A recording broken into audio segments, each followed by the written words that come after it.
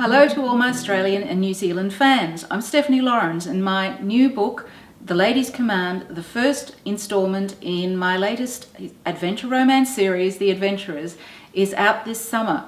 I hope you enjoy reading it as much as I enjoyed writing it.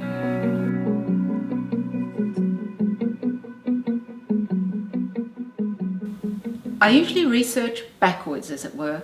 I find that I need, for a certain story or a certain plot line, I need a certain something, a place, or for instance in this case, because it was adventure romance on the high seas, I needed to know a lot about ships, and I needed to know about all the sorts of sailing and sails that existed back in the correct time period, which in this case is 1824.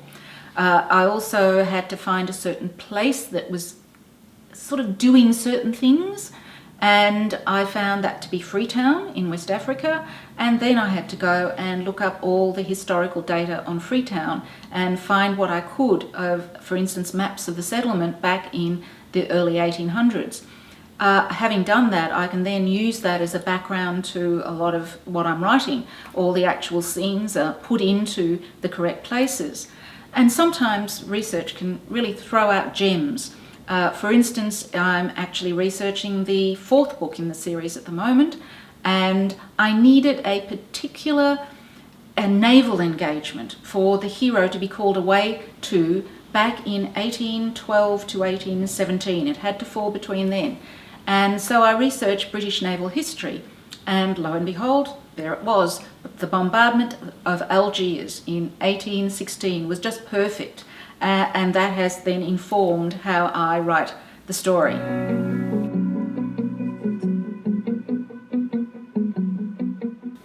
In my case, the stories really rise out of the characters and the settings and situations the characters find themselves in. But even those situations are actually a part of what the characters are and what they would be doing.